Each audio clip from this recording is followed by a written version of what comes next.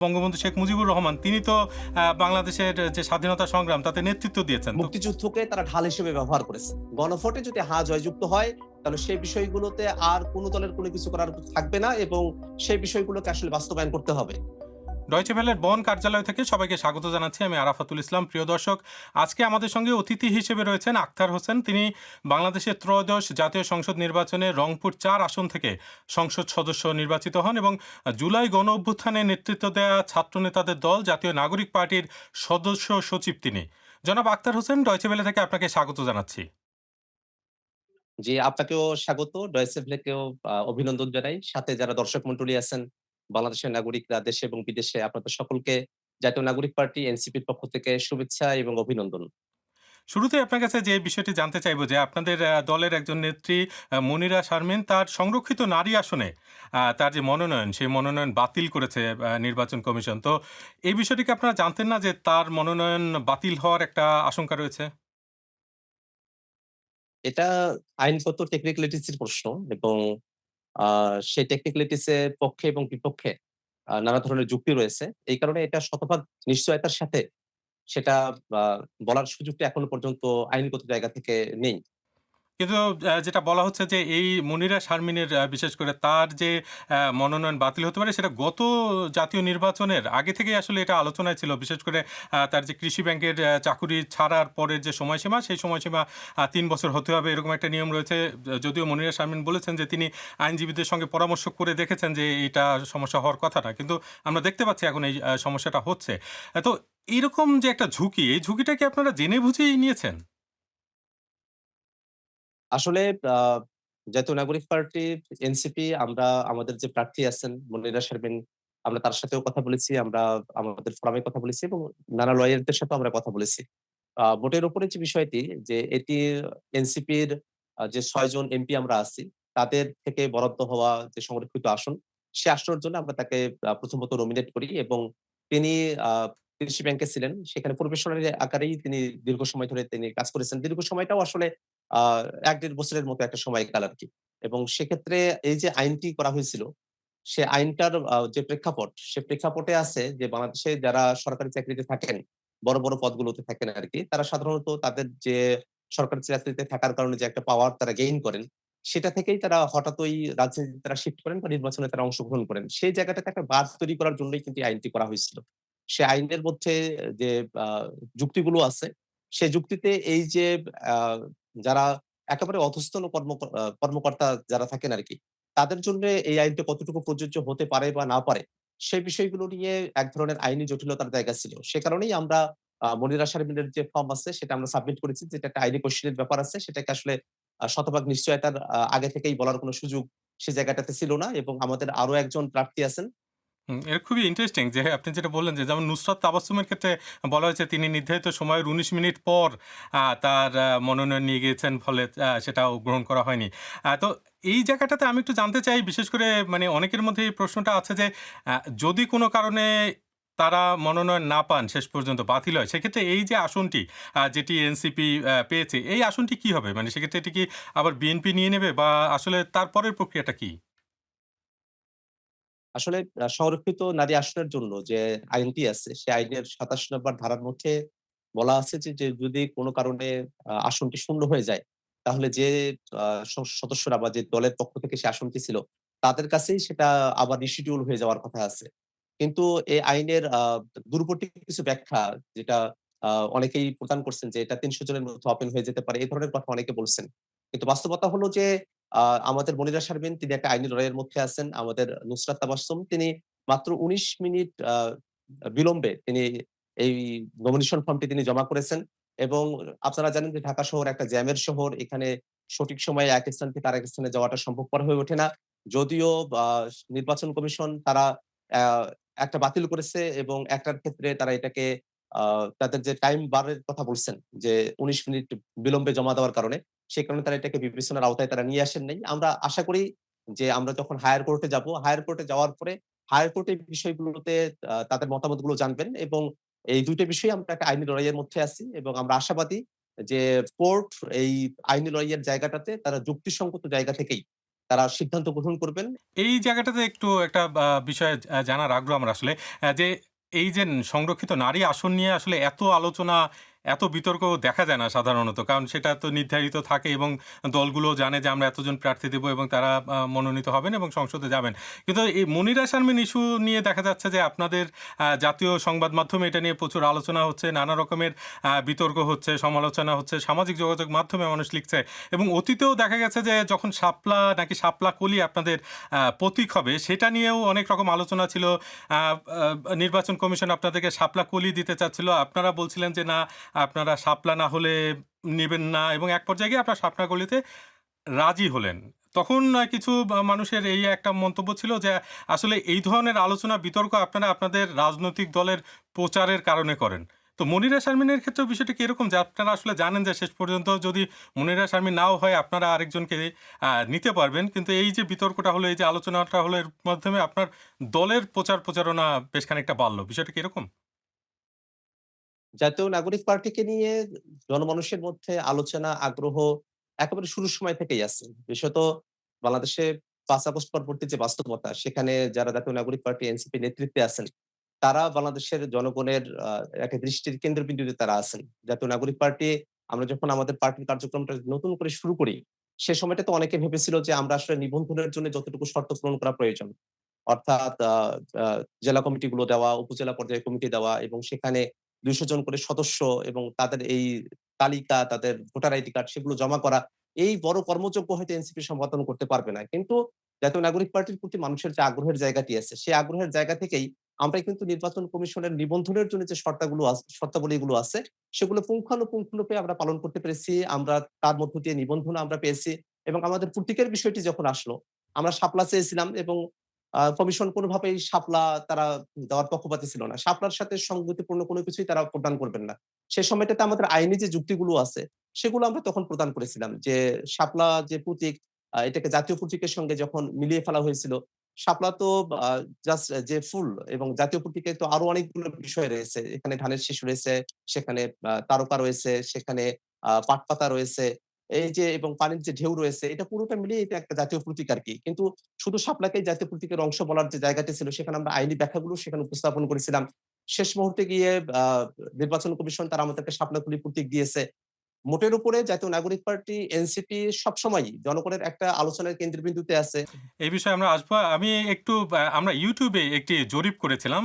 আপনার এই যে ইন্টারভিউ নিবো আমরা সাক্ষাৎকার তার আগে সেখানে প্রশ্ন ছিল যে, "প্রিয় দর্শক, সংসদ নির্বাচনে প্রাপ্ত ভোটের সংখ্যানুপাতে কি উচ্চকক্ষ গঠন করা উচিত?" তো দেখা যাচ্ছে যে ৭৬% দর্শক মনে করেন যে এভাবে গঠন করা উচিত।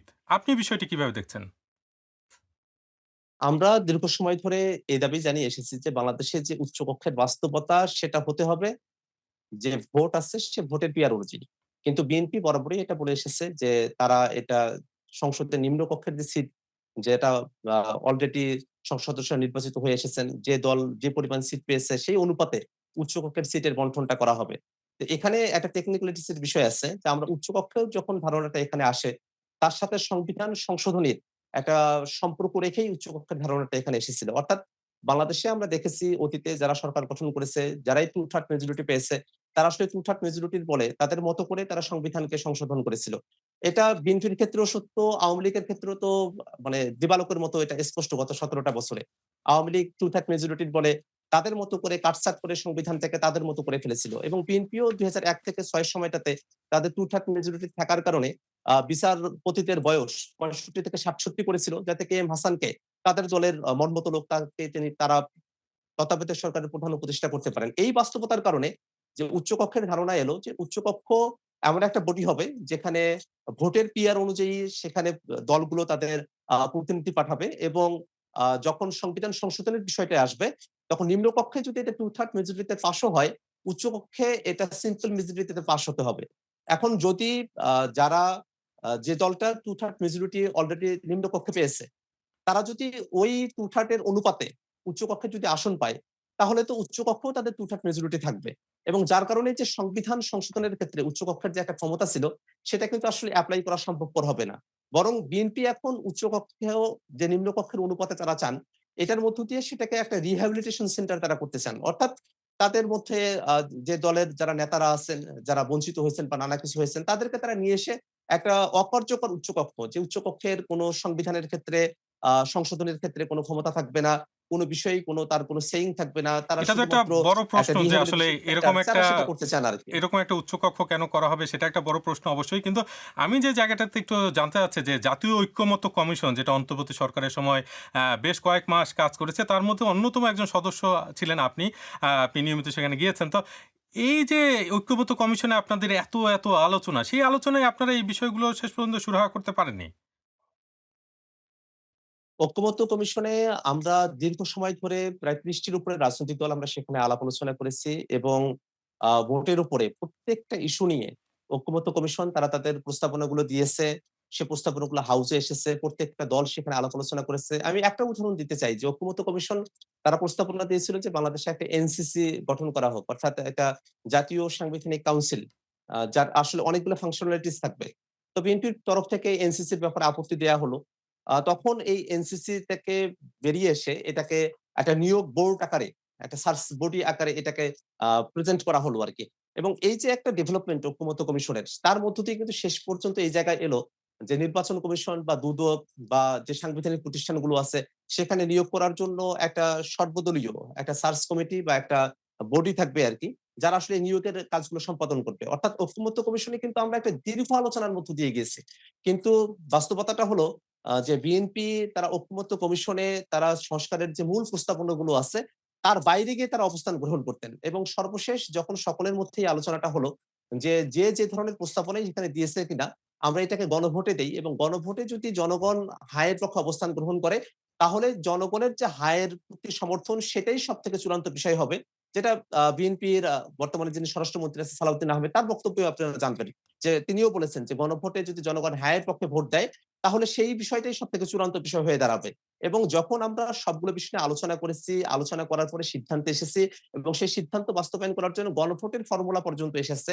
সেই গণভোট পাস হয়ে যাওয়ার পরে এখন বিএনপি একেবারে শুরুর দিনে শপথ গ্রহণের দিনই তারা সংবিধান সংস্কার পরিষদের শপথটা তারা গ্রহণ করলেন না।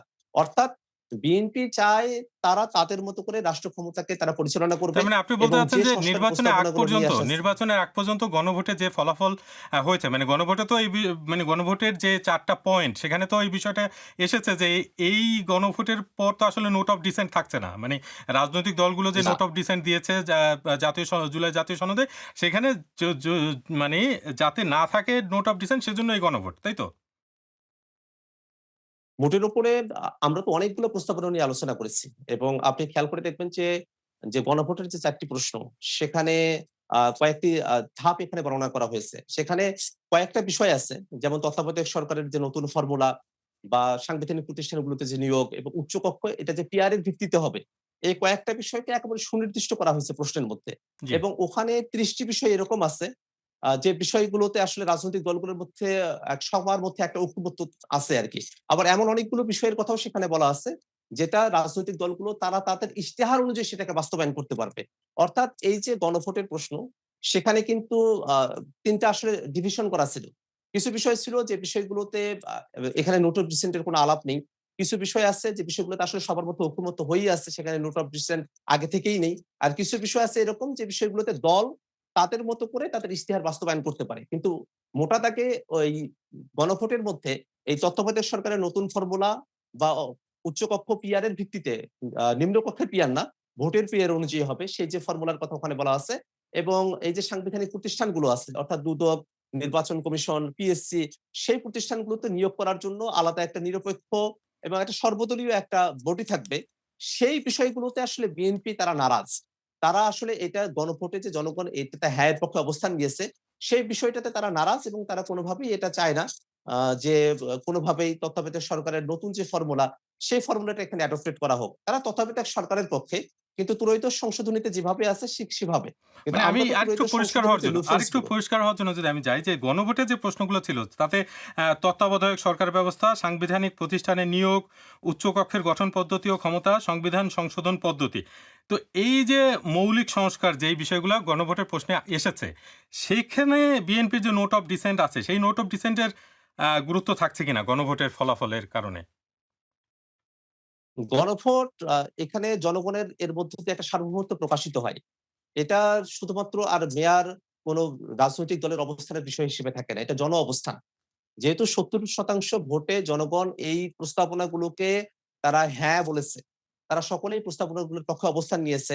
সেই জনগণের প্রস্তাবনার পরে তার বাইরে গিয়ে অবস্থান গ্রহণ করার কোন সুযোগ নেই। কিন্তু তারপরেও বিএনপি এই যে আপনি তারা যে বললেন যে গণভোটের সুযোগ পক্ষে নেই, হ্যাঁ এটা কি ঘোষণা নির্বাচনের করেছে। আগে পরিষ্কার হয়েছিল? মানে আপনাদের ঐক্যমত্য কমিশনের আলোচনায় কি এটা পরিষ্কার ছিল যে আসলে এই গণভোটের কারণই হচ্ছে এটা, যাতে এইসব বিষয়ে নোট অফ ডিসেন্ট এর কোনো কার্যকারিতা না থাকে? ঐক্যমত্য কমিশনে আমাদের অন্য যে দলগুলো আমরা আছি শুধু তাদের আলাপ না। আপনি ঐক্যমত্য কমিশনে জাতীয়তাবাদী দলের পক্ষ থেকে বর্তমান স্বরাষ্ট্রমন্ত্রী সালাউদ্দিন আহমেদ তিনি সেখানে প্রতিনিধিত্ব করতেন। আপনি তার সংবাদ সম্মেলন দেখতে পারেন। সেই সংবাদ সম্মেলনে তিনি স্পষ্ট করে বলছেন যে বিষয়গুলো গণভোটে যাবে। গণভোটে যদি হ্যাঁ জয়যুক্ত হয় তাহলে সেই বিষয়গুলোতে আর কোন দলের কোন কিছু করার থাকবে না এবং সেই বিষয়গুলোকে আসলে বাস্তবায়ন করতে হবে।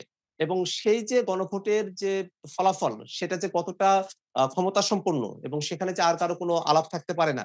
সেই বিষয়টাতে সালাউদ্দিন আহমেদের সেই সময়ের যে সংবাদ সম্মেলন আছে, সেই জিনিসগুলো থেকেই আপনারা সেই বক্তব্যগুলো পরিষ্কারভাবে জানতে পারেন। অর্থাৎ আমরা ঐক্যমত্য কমিশনে সকলে মিলে আলাপ আলোচনা করেছি। কিন্তু কোনো একটা দলের বাধার কারণে তো কোনো একটা ভালো সংস্কার আটকে থাকতে পারে না। যেহেতু এই বিষয়গুলো ছিল, যেহেতু সবগুলো বিষয়ে সবগুলো দল আসলে একমত হতে পারে নাই, সে কারণেই তো সরকার এই গণভোটের আয়োজন করেছে এবং প্রশ্নগুলো জনগণের কাছে দিয়েছে। যদি বিএনপির মনে হতো যে এই প্রশ্নগুলোতে তারা এগ্রি করে না, তাহলে তারা গণভোটের বিষয়ে তারা নায়ের পক্ষে অবস্থান গ্রহণ করতে পারত। কিন্তু বিএনপি সে সময়টাতে জানতো যে এবারের যে জাতীয় নির্বাচন, সে জাতীয় নির্বাচনের সাথে গণভোট এই ২ টা বিষয়ের আসলে একটা অঙ্গাঙ্গ একটা সম্পর্কের জায়গা ছিল। অর্থাৎ মানুষেরা কাকে ক্ষমতায় নিয়ে আসবে সেটা যেমন তারা ঠিক করতে চেয়েছে, তেমনি ভাবে যাদেরকে ক্ষমতায় নিয়ে আসবে তারা আসলে দেশটা কেমন করে পরিচালনা করবে গণভোটের মধ্য দিয়ে এই প্রশ্নটারও মানুষ সুরাহা করতে চেয়েছে। এ কারণে তখন যদি কেউ গণভোটের বিপক্ষে অবস্থান গ্রহণ করত, জনগণ হয়তো তাদের বিপক্ষে অবস্থান গ্রহণ করতে পারত। সে কারণে তারা কিন্তু তখন জেনে বুঝে গণভোটে হ্যাঁ এর পক্ষে বলেছে এবং যখন তারা আসলে টু-থার্ড মেজরিটি পেয়েছে তার কারণে তারা এখন সংবিধান সংস্কার পরিষদের শপথ গ্রহণ থেকে তারা বিরত থেকেছে। তারা ভাবছে যেহেতু তাদের হাতে এখন টু-থার্ড মেজরিটি রয়েছে, সংবিধানে তারা ইচ্ছে মতো তারা কাটাছেঁড়া করতে পারবে এবং সেক্ষেত্রে বিরোধী দল আমরা হয়তো আমাদের কথাগুলো বলব। কিন্তু যেহেতু আমরা সংখ্যায় সেখানে কম এবং তাদের টু-থার্ড এর উপরে মেজরিটি রয়েছে, তারা তাদের মতো করে যেহেতু সংবিধানকে এখন বিন্যাস করতে পারবে, কাটাছেঁড়া করতে পারবে, তাদের মতো করে এজেন্ডা সেখানে পুশ করতে পারবে। সে কারণে তারা এখন এই টু-থার্ড মেজরিটির কারণে তারা এই সংবিধান সংস্কারের যে বিষয়টা গণভোটের মধ্য দিয়ে এসেছে, সেটাকে তারা আর স্বীকার করতে চায় না। এটা তো একটা বাস্তবতা যে বিএনপি আসলে ২/৩ বেশি আসন পেয়েছে এবং তারা সংসদে সেই মেজরিটি নিয়েই আছে এবং তারা এখন বলছে যে তারা আসলে নোট অফ ডিসেন্ট সহ জুলাই সনদ বাস্তবায়নের যে উদ্যোগ তারা সেটা নিবে। তো সেক্ষেত্রে এই যে ৭১ মানে ৭০% ভোটার যারা হ্যাঁ এর পক্ষে ভোট দিয়েছেন, আপনারা বিরোধী দলে যারা আছেন, যারা এটাকে গুরুত্বপূর্ণ মনে করছেন, আপনাদের আর কি করার আছে? এটা আসলে সরকারের করার জায়গা এবং সেখানে বিষয়টা সরকারের সদিচ্ছার উপরে নির্ভর করে। কারণটা হলো এখানে আপনারা যদি তারা যে আইনি টেকনিক্যালিটিস গুলো দেখায়, এটার আইনি ভিত্তিটা কোথায় থেকে এলো সে বিষয়গুলো তারা যখন দেখায় এবং তারা এটার সাংবিধানিকতা যখন খুঁজতে যায়, তখন তারা আসলে ৫ আগস্ট পরবর্তী বাংলাদেশের যে প্রেক্ষাপট সেটা তারা বেমালুম ভুলে যায়। কারণ ৫ আগস্টের পরে বাংলাদেশে যে সরকার গঠনের যে প্রক্রিয়া অর্থাৎ অন্তর্বর্তীকালীন সরকার গঠন হওয়া, অ্যাটর্নি জেনারেল নিয়োগ হওয়া, এই প্রত্যেকটা বিষয় কিন্তু পরিপূর্ণভাবে সাংবিধানিক পদ্ধতিতে এটা হয়নি। কারণ সে সময়টাতে সংবিধানের কিছু অংশ সেগুলোকে রিফেল করছিল। কিছু অংশ অটোমেটিক্যালি সে বিষয়গুলো আসলে কার্যকারিতা হারিয়ে ফেলেছিল। এবং এই কারণে এই সময়টার পরে বাংলাদেশে আমরা যে সংস্কারের যে প্রস্তাবনাগুলো নিয়ে এসেছি, সে সময়টাতে ঐক্যমত্য কমিশনেই আলোচনাগুলো হয়েছিল যে আমরা যে বড়, বড় প্রস্তাবনাগুলোর কথা বলছি অর্থাৎ প্রধানমন্ত্রীর মেয়াদকাল এটাকে ১০ বছরে এটা সীমাবদ্ধ করে ফেলা। তারপর ৭০ অনুচ্ছেদের ক্ষেত্রে একটা বড় ধরনের পরিবর্তন নিয়ে আসা অর্থাৎ অর্থ বিল এবং আ আ যে আস্থা ভোট সেটা ব্যতি রেখে আ সংসদ সদস্যরা যারা আছে তারা তাদের মতো করে স্বাধীনভাবে তারা ভোট প্রদান করতে পারবে। উচ্চ কক্ষের গঠন বা আমাদের যে হায়ার জুডিশিয়ারি আছে, হাইকোর্ট তার বেঞ্চগুলোকে বিভাগীয় শহর পর্যন্ত নিয়ে যাওয়া এবং এই যে তত্ত্বাবধায়ক সরকারের নতুন ফর্মুলা এবং আরো এমন অনেকগুলো বিষয় আমরা সংবিধানের সাথে সম্পর্কিত যেগুলো আমরা সংস্কার করতে চেয়েছি, সেটা আসলে বিদ্যমান সংবিধানের মৌলিক যে কাঠামো সেটার সাথে সঙ্গতিপূর্ণ হবে না এবং সেটা কোর্টে চ্যালেঞ্জ হতে পারে।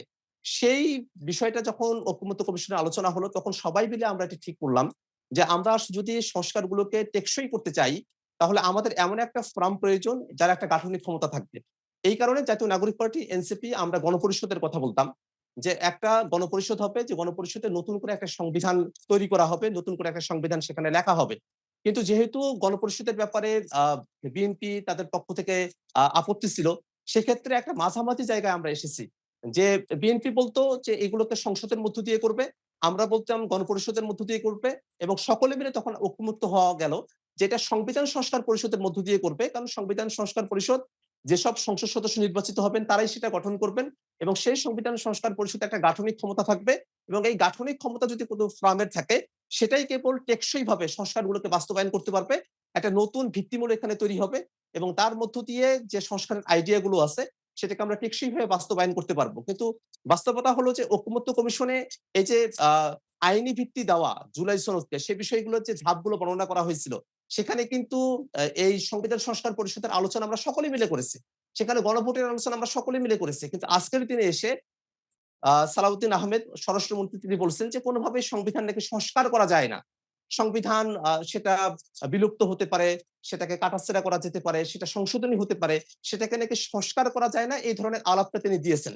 এবার দর্শকদের একটি প্রশ্ন নেই। আমার প্রশ্ন হচ্ছে গণঅভ্যুত্থানের পরপর আক্তার ভাইদের কেন রাজনৈতিক দল করে সংসদে যেতে হয়েছে? তারা কি অন্য কোনোভাবে বাংলাদেশের পাশে থাকতে পারতো না? আসলে আসিফ মাহমুদ ভাই তিনি যে প্রশ্নটি করেছেন তার অন্তর্নিহিত জায়গাটাকে যদি আমরা দেখি যে বাংলাদেশের মানুষেরা তারা আসলে রাজনীতি বা রাজনৈতিক যে দলগুলো আছে তাদের মধ্যে এক ধরনের বীতশ্রদ্ধ ভাব আছে যে রাজনীতি সেটা যেন বা ভালো বিষয় নয়। এর মধ্য দিয়ে কেন আমাদেরকে জড়াতে হবে? এই ধরনের একটা পরিবেশ বাংলাদেশের রাজনৈতিক দলগুলো তাদের অতীতের যে কর্মকাণ্ড তার কারণেই এইরকম একটা ধারণা অনেকের মধ্যে তৈরি হয়েছে। এই জায়গা থেকেও কিন্তু এই ধরনের একটা প্রশ্ন এখানে আসে। কিন্তু একটা জিনিস আমাদের মাথায় রাখা প্রয়োজন যে আপনি রাষ্ট্র কাঠামোর আপনি যা কিছুই দেখেন, জনজীবনের আমরা যা কিছুই আমরা দেখি না কেন, প্রত্যেকটা বিষয় কিন্তু রাজনীতির মধ্য দিয়েই সেটা নির্ধারিত হয়। রাজনীতি থেকে কিন্তু বাংলাদেশের কোনো কিছুই বিচ্ছিন্ন না। এই যে আজকে কৃষকেরা, তারা যে তাদের ফসলের ন্যায্য মূল্য পায় না, এটার সাথেও রাজনীতি ওতপ্রোতভাবে জড়িত। বাংলাদেশের শিক্ষার্থীরা তারা কি শিখবে, কি না শিখবে, কিভাবে কর্মসংস্থান হবে, দেশ কিভাবে পরিচালিত হবে, আইন শৃঙ্খলা, বিচার বিভাগ কিভাবে চলবে, এই প্রত্যেকটা বিষয়ে কিন্তু রাজনীতির মধ্য দিয়েই একটা সমাধানে আমাদেরকে পৌঁছাতে হয়। আমরা যারা জাতীয় নাগরিক পার্টিতে আছি, আমরা অনেক আগে থেকেই আমাদের অনেকেই যারা আ রাজনৈতিক অ্যাক্টিভিস্টদের সঙ্গে আমরা জড়িত আছি। যারা শীর্ষ নেতৃত্বে আছেন তাদের অনেকেই আমরা একসাথে ক্যাম্পাস জীবনে গণতান্ত্রিক ছাত্র শক্তি করেছি। তার আগে ডাকসু কেন্দ্রিক আমাদের কিছু অ্যাক্টিভিজম ছিল এবং সর্বক্ষণেই আমরা এটা দেখেছি যে বাংলাদেশের যে জনজীবনের যে পরিস্থিতি এটার সাথে রাজনীতির একটা ওতপ্রোত সম্পর্ক আছে। আমরা যখন রাজনীতিতে নিজেদেরকে সম্পৃক্ত করার চিন্তা করেছি আমাদের বিশ্ববিদ্যালয় জীবনে, তারপরে আমরা ৫ আগস্টের পরে বাংলাদেশে একটা রাজনৈতিক ভেকুম এখানে তৈরি হয়েছে। আমরা দেখেছি যে রাজনৈতিক দলগুলো আছে তারা গতানুগতিক প্রক্রিয়ার মধ্য দিয়েই তাদের রাজনীতিটা তারা ফাংশন করছেন। সে জায়গাটাতে বাংলাদেশে যে রাজনৈতিক শূন্যতার জায়গা তৈরি হলো এবং এই শূন্যতায় বাংলাদেশের জনগণ তারা বাংলাদেশকে সুন্দরভাবে পরিচালনা করতে পারে, বাংলাদেশের সুন্দর রাষ্ট্রীয় পলিসি গুলো প্রদান করতে পারে। বাংলাদেশে সকলকে সাথে নিয়ে একটা হারমোনিয়াস একটা পরিবেশের মধ্য দিয়ে আমরা রাজনীতিটাকে পরিচালনা করতে পারি। এমন একটা শক্তির এমন একটা আকাঙ্খা মানুষের মধ্যে ছিল। সেই আকাঙ্খার জায়গা থেকেই আমরা তরুণেরা একত্রিত হয়েছি। মানুষেরা আমাদের সঙ্গে একত্রিত হয়েছেন এবং আমরা মনে করি যে বাংলাদেশে যারা রাজনীতির সঙ্গে যুক্ত আমরা আছি, যারা রাজনীতির সঙ্গে আমরা যুক্ত নাই, আমাদের সকলেরই কর্তব্য হচ্ছে দেশের জন্য সেবা করা এবং দেশের জন্য আমাদের কাজ করে যাওয়া। অর্থাৎ এখানে রাজনীতিবিদরা যারা আছেন তাদের উপরে দায়িত্বটা আরো বেশি। যেহেতু রাজনীতিবিদরা এই পলিসি গুলোর কেন্দ্রে থাকেন, এই যে সংসদ বা সংসদের বাইরে সরকারের যে বিভিন্ন বিভাগগুলো আছে, সেগুলো তো প্রথমত রাজনীতিবিদরা যারা আছেন তারাই তো মন্ত্রী হন। তারাই তো আসলে এই মন্ত্রণালয়গুলোর পলিসি গুলো তারা ঠিক করেন। সেই জায়গাগুলোতে কিভাবে আমরা জনগণের যে বক্তব্য সেটাকে রাজনৈতিকভাবে উপস্থাপন করতে পারি, সেটাই আমাদের লক্ষ্যের জায়গা। আমরা মনে করি যে রাজনীতি শুধু ব্যক্তির স্বার্থে নয়, রাজনীতি অবশ্যই জনগণের যে বক্তব্য সেটা সঠিকভাবে জনগণের হয়ে উপস্থাপন করতে পারা এবং বাস্তবায়ন করতে নিয়ে আসতে পারাটাই রাজনীতির মূল লক্ষ্য এবং সেই লক্ষ্যের জন্যই আমরা আসলে এনসিপি গঠন করেছি এবং আমাদের লক্ষ্যের দিকে আমরা অগ্রসর হচ্ছি। এই প্রসঙ্গে আমি একটি প্রশ্ন করতে চাচ্ছি যে আপনাদের নেতা জনাব নাহিদ ইসলাম তিনি সম্প্রতি মন্তব্য করেছেন যে ছাত্র দল হোক, ছাত্র শিবির হোক, ছাত্র অধিকার পরিষদ এমনকি ছাত্র লীগ হোক, কারো সাবেক পরিচয় মুখ্য নয়। তবে গণহত্যায় অংশগ্রহণকারী, গণহত্যাকে সমর্থনকারী, চাঁদাবাজ, দুর্নীতির অভিযোগে অভিযুক্ত, সন্ত্রাসী এ ধরনের ব্যক্তি কখনোই এনসিপিতে আসতে বা থাকতে পারবে না। তো ছাত্রলীগকে আপনারা দলে ফেরানোর আগ্রহ কেন দেখাচ্ছেন? বিশেষ করে তারা যখন বর্তমানে সন্ত্রাসী সংগঠন হিসেবে নিষিদ্ধ। ছাত্রলীগ এবং আওয়ামী লীগের ব্যাপারে আমাদের দলীয় যে অবস্থান, সে অবস্থান থেকে আমরা কখনোই সরে আসবো না। কারণ এই দলগতভাবে আওয়ামী লীগ এবং ছাত্রলীগ তারা বাংলাদেশে একটা ত্রাসের পরিবেশ তৈরি করেছিল, মানবতা বিরোধী অপরাধ করেছে, গুম করেছে, খুন করেছে, বাংলাদেশে ফ্যাসিবাদ তারা তৈরি করেছে, বাংলাদেশের যারা শিক্ষার্থীরা আছে তাদের উপরে তারা জুলুম করেছে, নিপীড়ন করেছে এবং নানাভাবে বাংলাদেশের অর্থগুলো তারা লুপাট করেছে এবং কোনোভাবেই এরকম একটা গণহত্যাকারী এবং যারা ২৪-এর অভ্যুত্থানের সময়টাতে বাংলাদেশের মানুষকে পুড়িয়ে মেরেছে, গুলি করে মেরেছে, পিটিয়ে মেরেছে এবং হাজার মানুষকে তারা খুন করেছে। সেই দল এবং তাদের যারা দোসর আছে তারা বাংলাদেশে তাদের নামের বাংলাদেশে রাজনীতি করবে। এটা বাংলাদেশের জনগণ এটাকে কখনো গ্রহণ করবে না। এখন প্রশ্ন হলো যে যারা এই অভ্যুত্থানের সময়ের আগে যারা হয়তো ছাত্রলীগে ছিলেন কিন্তু তাদের ব্যক্তিগতভাবে তারা কোনো অপরাধের সঙ্গে যুক্ত নন এবং এই ছাত্রলীগের অনেকেই আছেন যারা ওই জুলাইয়ের প্রেক্ষাপটে অর্থাৎ ১৭ জুলাই বা ১৬ জুলাই এই সময়গুলোতে যারা পদত্যাগ করেছেন ছাত্রলীগ থেকে এমন অনেকেই আছেন। যারা ছাত্রলীগ থেকে তখন পদত্যাগ করেছেন এবং অভ্যুত্থানের পক্ষে অবস্থান নিয়েছেন। যারা অভ্যুত্থানের পক্ষে অবস্থান নিয়েছেন তাদের ব্যাপারেই কিন্তু বলেছেন নাহিদ ইসলাম যে এটা সাবেক পরিচয়টা এখানে ম্যাটার করে না। কারণ আমরা আমাদের সমন্বয়কদের মধ্যেই অনেককে দেখেছি যারা হয়তো আগে ছাত্রলীগের যে রাজনীতি তার সাথে যুক্ত ছিলেন কিন্তু যখন আন্দোলনের প্রেক্ষাপট সেই আন্দোলনের প্রেক্ষাপটে তারা জনগণের পক্ষে তাদের অবস্থানটাকে তারা ব্যক্ত করেছেন। এটা সামগ্রিকভাবে যারা নিরপরাধ আছেন এবং যারা অভ্যুত্থানের পক্ষে অবস্থান নিয়েছিলেন তাদের ক্ষেত্রে সাবেক পরিচয়টা ম্যাটার করবে না। কিন্তু আপনাদের এই বক্তব্যের পরে তো এই বিষয়টাও তো সামনে আসছে যে কারণ আ আপনি যা বললেন এবং যে আলোচনাটা আছে যে ছাত্রলীগ বা আওয়ামী লীগের সবাই তো এরকম মানে যেসব অভিযোগ তার সঙ্গে সম্পৃক্ত ছিলেন না। এবং যেহেতু তারা অনেকেই আছেন যারা এর মধ্যে ছিলেন না, ফলে সামগ্রিকভাবে ছাত্রলীগ বা আওয়ামী লীগকে নিষিদ্ধ করার মধ্য দিয়ে যারা এইসব উদ্যোগে মানে সম্পৃক্ত ছিলেন না বা কোনো রকমের অভিযোগ যাদের বিরুদ্ধে নেয় তাদেরকেও তো নিষিদ্ধ করে দেওয়া হলো। তাদের রাজনৈতিক অধিকার রক্ষার যদি বিষয়টা আসে, তাদের রাজনীতি করার সুযোগের বিষয়টি যদি আসে, সেক্ষেত্রে কখনো যদি এরকম পরিস্থিতি হয় যে মানে আওয়ামী লীগ বা ছাত্রলীগে যাদের বিরুদ্ধে অভিযোগ তাদেরকে বাদ দিয়ে যাদের বিরুদ্ধে অভিযোগ নেই কিন্তু তারা ছাত্রলীগ বা আওয়ামী লীগ করতেন, তারা যদি রাজনীতিতে আসতে চান এবং নতুনভাবে যদি আওয়ামী লীগ সেভাবে ফিরে আসে, সেটা কি আপনারা গ্রহণ করবেন? আওয়ামী লীগ আসলে একটা অর্গানাইজড ক্রিমিনাল গ্যাং। এই বাংলাদেশে যখন ২৪ সালে এতগুলো মানুষকে হত্যা করা হলো, ওই সংসদে তো আওয়ামী লীগের অনেক এমপিরা ছিলেন। আপনি কোন এমপিকে দেখবেন যে তিনি ছাত্রদের পক্ষে অবস্থান নিয়ে সে সংসদ থেকে তারা পদত্যাগ করেছেন। বা আপনি খুবই দূরবর্তী পর্যায়ে আপনি দেখবেন যে তারা আসলে আ আ আওয়ামী লীগের যে গণহত্যা সেটার বিপক্ষে তাদের অবস্থান ছিল। মোটা দাগে কিন্তু যারা আওয়ামী লীগের নেতা-গোছের যারা আছে তারা সকলেই কিন্তু একযোগে এই গণহত্যাটাতে তারা সম্মতি উৎপাদন করেছে অনেকেই এবং অনেকে সরাসরি এই গণহত্যাটাতে তারা অংশগ্রহণ করেছে। এবং এই যে ৫ আগস্টের পরবর্তী সময়টাতে তারা যে গণহত্যা করলো, তারা যে এতগুলো মানুষকে পিটিয়ে মারলো, পুড়িয়ে মারলো, গুম করলো, এটার জন্য আওয়ামী লীগের মধ্যে আপনি এখনো পর্যন্ত কোনো অনুশোচনা দেখবেন না। রাজনীতি করার অধিকার তার থাকে যারা গণতান্ত্রিক পদ্ধতিতে নিজের সংগঠন এবং দেশকে তারা পরিচালনা করতে চায়। কিন্তু আওয়ামী লীগের ব্যাপারটা হলো তারা বাংলাদেশে ২ বার তারা ফ্যাসিবাদ কায়েম করেছে। তারা একবার বাকশাল কায়েম করেছে, আরেকবার যখন ২০০৯ তারা ক্ষমতায় আসতে পেরেছে তখন বাংলাদেশে তারা ফ্যাসিবাদ কায়েম করেছে। সেই কিন্তু জায়গা এটাও তো থেকেই একটা আওয়ামী বাস্তবতা। লীগের অনেক বাংলাদেশে সমর্থক যে হয়তো আছেন। বাংলাদেশে যে মুক্তিযুদ্ধ, স্বাধীনতা সংগ্রাম, সেখানে তো আওয়ামী লীগের অবদান অনেক। আ আ বঙ্গবন্ধু শেখ মুজিবুর রহমান তিনি তো বাংলাদেশের যে স্বাধীনতা সংগ্রাম তাতে নেতৃত্ব দিয়েছেন। তো ফলে আমরা যদি শুধু একটা দিকে বলি, এই দিকটাও তো আসলে তখন মানে আলোচনা থেকে বাইরে চলে যাচ্ছে না? আওয়ামী লীগ ৭১ পরবর্তী যত অপরাধ করেছে সবগুলোতে আপনি এখন যে বক্তব্য দিলেন এমন করেই মুক্তিযুদ্ধকে তারা ঢাল হিসেবে ব্যবহার করেছে। যখন শেখ মুজিবুর রহমান তিনি দেশ পরিচালনা করছিলেন তখনকার তো প্রেক্ষাপটগুলো আছেই। পরবর্তীতে আমরা দেখলাম আওয়ামী লীগ যখন ২০০৯ এর পর থেকে তারা এই যে গুম করছিল, খুন করছিল, তারা যে একতরফা ভোট করলো, রাতের ভোট করলো, তারা যে কোন প্রতিদ্বন্দ্বিতা ছাড়াই তারা যে জয়ী হয়ে যাইতেছে, এই প্রত্যেকটা বিষয়ে তারা কিন্তু এই একটা যুক্তিই দিত যে আওয়ামী লীগ তারা মুক্তিযুদ্ধে ছিল, অতএব তারাই দেশ পরিচালনা করবে। তাদেরকে কোনোভাবেই জবাবদিহিতার আওতায় নিয়ে আসা যাবে না, গণতন্ত্রের কথা তাদেরকে বলা যাবে না। তারা শুধু মুক্তিযুদ্ধ করেছে এই একটা বিষয় তাদের অপরাধগুলোর ক্ষেত্রে তারা ঢাল হিসেবে ব্যবহার করত এবং এর মধ্য দিয়ে তারা আসলে যারা মুক্তিযোদ্ধা আছেন এবং মুক্তিযুদ্ধের সময়কালের যে সব মানুষেরা বাংলাদেশের পক্ষে অবস্থান গ্রহণ করেছেন এবং বাংলাদেশের নাগরিক যারা আছেন তাদেরকে তারা আসলে অপমান করেন। এই মুক্তিযুদ্ধে যাদের যা অবদান আছে সেটাকে আমরা অবশ্যই সম্মান করি। কিন্তু আওয়ামী লীগ তাদের অনেকেই মুক্তিযুদ্ধে অংশগ্রহণ করেছেন জন্য তারা এতগুলো মানুষকে খুন করবেন, গুম করবেন, বাকশাল করবেন, ফ্যাসিবাদ কায়েম করবেন।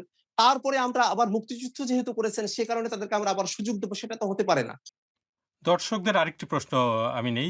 শহীদ শরীফ ওসমান হাদি হত্যা তো অনেকদিন হয়ে গেল, বাট বিচারের দাবি নিয়ে আপনি কবে সংসদে আর কি মানে কথা বলবেন?